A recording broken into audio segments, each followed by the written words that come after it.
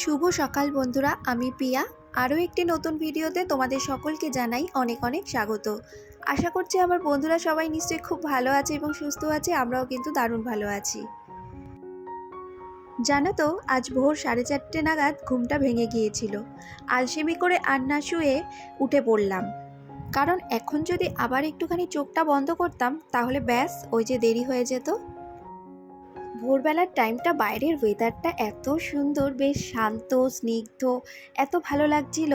আর আমি জেনারেলি এত সকালবেলায় তো উঠি না, আমার উঠতে উঠতে কোনো দিন 5:30, কোনো দিন 6টা এইরকম হয়ে যায়। তো আজকে একটু আগেই উঠে পড়েছি, যেহেতু বাইরেটা এসে এত ভালো লাগছিল। কিছুক্ষণ বাইরে ছাদে হাঁটতে হাঁটতে সকালবেলার ওয়েদারটাকে উপভোগ করছিলাম, আর তারপরে ব্রাশটা সেরে এখন ফ্রেশ হয়ে চলে এসেছি। বাইরের দিকের এই জানলাটা খুলে দিলাম, তারপরে চলে গেলাম ঠাকুর ঘরে। এবার সকালবেলার পুজোটা দিয়ে নেব।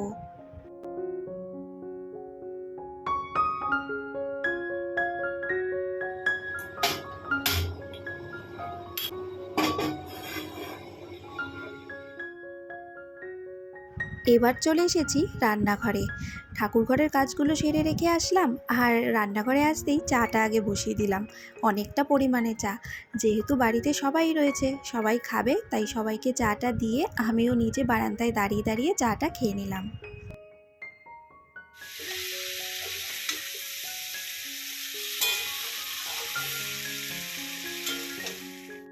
এবার রান্নাগুলোকে পরপর সেরে নেব। প্রথমেই পুঁই শাক বসিয়ে দিয়েছিলাম, পুঁই শাকের তরকারিটা নামিয়ে দিয়েছি, আর ওদিকে না ভাতও বসিয়ে দিয়েছি। আর আরেক পাশের কড়াইতে এখন আবার মাছ ভাজা হতে বসিয়ে দিয়েছি। রান্নার পর খাবারগুলো সব টেবিলে রাখি, তাই টেবিলটা মুছে নিলাম, কারণ সারা রাত ধরে কত কি পড়েছে তার ঠিক নেই, তাই মুছে নিলাম। এরপরে ভাতটাকে উপর দিয়ে মাছের ঝোলটাও নামিয়ে নিলাম। আরেক পদের সবজিও রান্না করেছি, সেটাও নামিয়ে নিয়েছি। এখনও আরেক পদের তরকারি হতে বাকি আছে, সেটা কড়াইতে বসিয়ে আমি জলের বোতলগুলোতে এখন জল ভরে নিচ্ছি। আমাদের বাড়িতে যেহেতু লোক সংখ্যা অনেক বেশি, আর তারপরে আমরা একবেলা রান্না করি আর 3 বেলা খাই, যেহেতু সেই কারণে সকাল টাইমটায় বেশ অনেকগুলো পদের রান্না থাকে। কড়াইতে এখন বসানো রয়েছে মাছের ডিম, আর মাছের ডিম দিয়ে একটা তরকারি করব। রান্নাবান্নাটা যেহেতু আমাদের বেশি থাকে, সেই কারণে সকাল টাইমটায় ঘুম থেকে উঠেই আগে রান্নাঘরে চলে আসতে পারলেই ভালো হয়। কারণ বেলা বাড়লেই এত গরম পড়ে যায়, তখন রান্নাঘরে দাঁড়িয়ে দাঁড়িয়ে এতগুলো পদ রান্না করতে গেলে খুব কষ্ট হয়ে যায়। সেই কারণে আমি প্রত্যেক দিন সকালবেলায় ফ্রেশ হয়ে ঠাকুরঘরের কাজটা মিটিয়ে রান্নাঘরে চলে আসি সোজা। তারপরে রান্নাঘরের কাজগুলো মিটে গেলে তারপরেই ঘর পরিষ্কারের কাজগুলো শুরু করি আমি।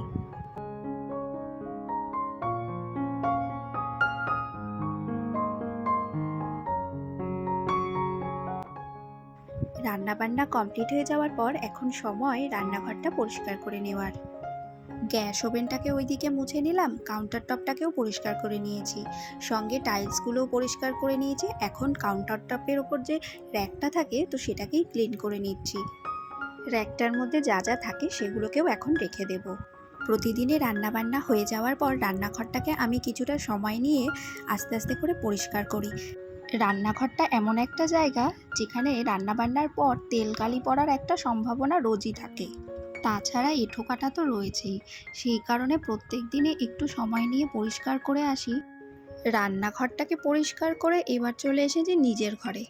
ঘরটাকে এখন গুছিয়ে ঘরটা পরিষ্কার করে নেব।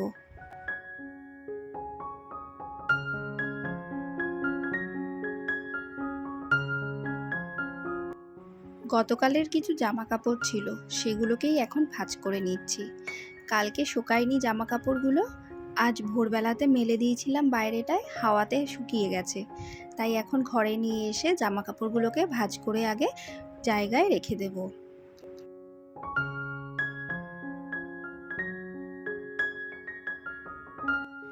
ঘরের মধ্যে এদিক ওদিক জামা কাপড় পরে থাকতে আমার একদম ভালো লাগে না, তাই ছাদ থেকে নিয়ে আসার পরে জামা কাপড়গুলো আগে ভাঁজ করে নিলাম।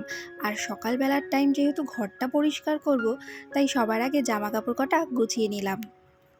এরপরে ঘরের জিনিসগুলো পরিষ্কার করে নেব, কিন্তু তার আগে আজকে ভেবেছি ছেলের এই পড়ার জায়গাটায় যে টেবিলটা রয়েছে, সেই টেবিলের কভারটা চেঞ্জ করে দেব।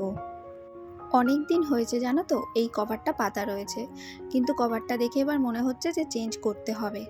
তাই টেবিল থেকে সমস্ত জিনিসগুলো নামিয়ে নিলাম, আর এরপরে টেবিল কভারটা তুলে অন্য একটা টেবিল কভার আবার পেতে দেব।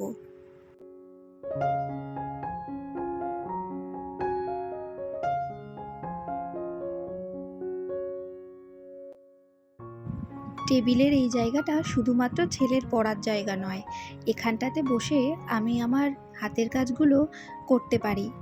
জানলার ধারে বসে এই জায়গাটায় কাজ করতে বেশ ভালো লাগে, তাই এই জায়গাটাকে সবসময় একটু অর্গানাইজ করে রাখি। কিছু কিউট কিউট জিনিস অ্যাড করেছি যাতে জায়গাটা দেখতে বোরিং একদম না লাগে।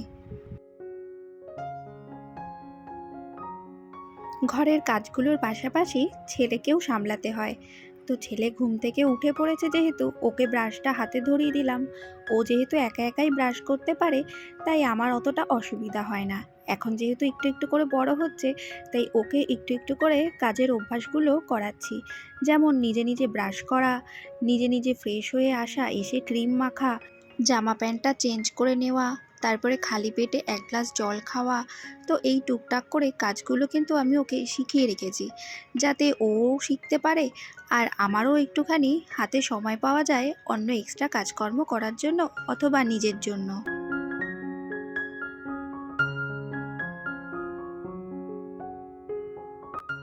সকালবেলায় ঘুম থেকে উঠলেই রান্না করা, ঘরের কাজকর্ম করা, বাচ্চা সামলানো, সব কাজ করতে হয়। আর এই সব কাজগুলোকে ভালোভাবে করাটা আমাদের প্রত্যেক গৃহিণীরই কর্তব্য। কারণ একটা মেয়েই কিন্তু পারে সংসারটাকে সুন্দর করে গুছিয়ে করতে। যখন ছোট ছিলাম তখন মাকে দেখতাম সংসারের কাজগুলোকে সুন্দরভাবে গুছিয়ে করতে। শ্বশুরবাড়িতে এসে শাশুড়ি মাকেও তাই দেখেছি। আর বড়দের কাছ থেকেই একটু একটু করে শিখে নিয়েছি কিভাবে একটা সংসারকে সুন্দরভাবে গড়ে তুলতে হয়।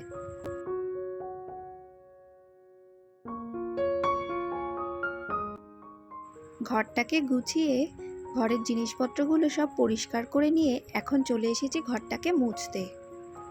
আর এই কাজকর্মের মাঝেই ছেলেকেও খাইয়ে দিয়েছি আর নিজেও খেয়ে নিয়েছি।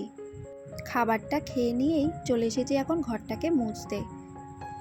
সকাল থেকে তো শুধুমাত্র চা বিস্কুট খেয়েছিলাম, খুব খিদে পেয়ে গিয়েছিল, তাই খাবার দাবারটা খেয়ে আসলাম। আর এখন ঘরটাকে মুছে নিয়ে চলে যাব স্নান করতে।